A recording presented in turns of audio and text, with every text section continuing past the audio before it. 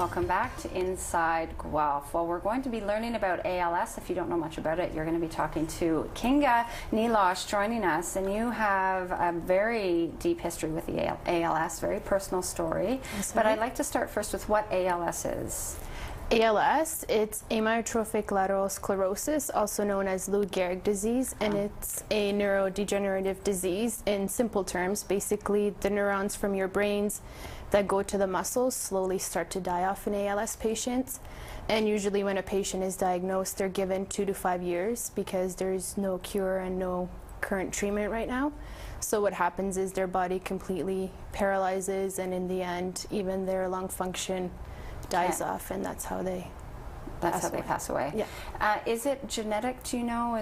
Do they know anything about that? A small percent of it is genetic. They have found little links to it, so there's a few families out there that it's been passed down from generation to generation, but for the most part it's sporadic, meaning it comes on and they have no idea why. So clearly there's a need for some research, yes, and there's a need for some funds being raised.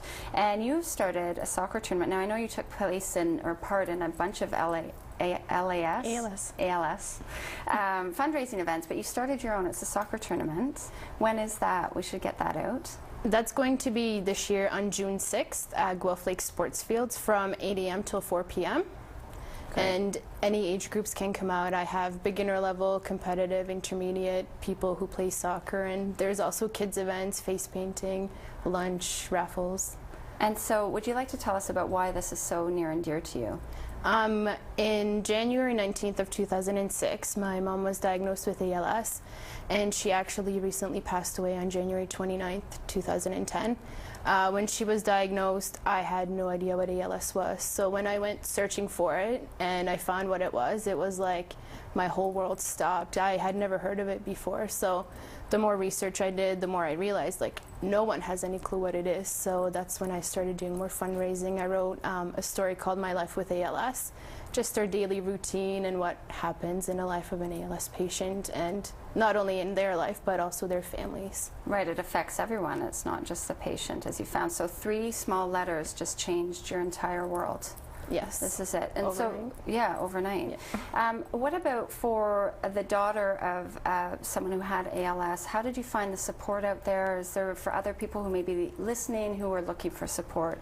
At first, support was hard to find, so I also took initiative and I created my own website along with the help of ALS Canada.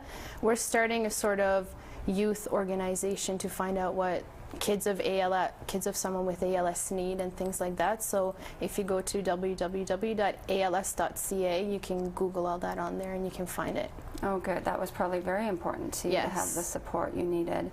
And you're now, you are very, I love that you're like all about the fundraising, yes, and getting out there and getting the word out there. I think that is brilliant. And one way people can help is not just the soccer tournament, but Mike and Ike. What is the Mike and Ike? Yes, so about a month ago, I sent in My Life with ALS, my inspirational story, to Mike and Ike because they were looking for young inspirational leaders across Canada, and I made top 10. So that was a big accomplishment in itself.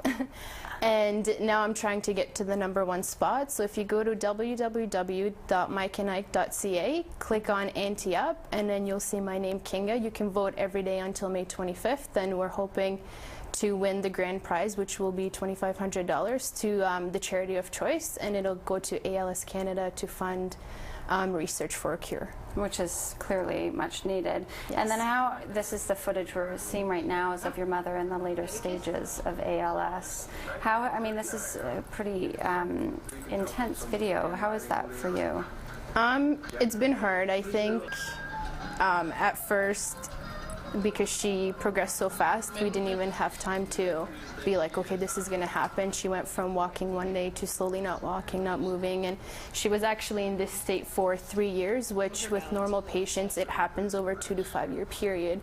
With her, it happened within 6 months. So when she was diagnosed, she was given 6 to 18 months to live, but because we kept her at home and my dad said, you know, this is where she's going to get the best care, everyone has told us that that's probably the only reason she didn't give up, because we gave her everything. The only thing we could give her, being diagnosed with ALS, is to care for her at home. Her love and yes, care. Was she able to communicate? She lost her speech within about a year, so we learned little ways of communicating with her eyes and little noises, and the nurses were actually surprised. They were like, how do you know what she wants? And I'm like, you just learn the noise, you learn the eye movement, and then the last about 4 months, she just completely stopped reacting, so that's when we realized that that was her saying, you know, enough is enough. I'm done. Yeah. I'm checking out. Well, thank you. I'm so proud of you for doing this, if I Thank can you. say that without being condescending. And when is the tournament again? It's on June 6th. It's a Sunday. and Okay, it's how all do day. people find it and where they go? We have our own website, www.als.ca/ALS Cup for a Cure. Okay. Or even if you put it into Google, and then there's a way to contact us, and then we can get you from there. I noticed you did some blogging too. Did that help you through the process? Yeah, it has helped a lot. I've met through this contest, Mike and Ike, about an extra 300 people across the world who have been affected by ALS. And last week I actually had someone let me know that because of what I'm doing, and she sees my drive, she's an ALS patient, she now has the drive to do something about it as well. Oh, brilliant. Thank you for being here and sharing this story, and good luck with your fundraising. It's very noble of you. Thank you.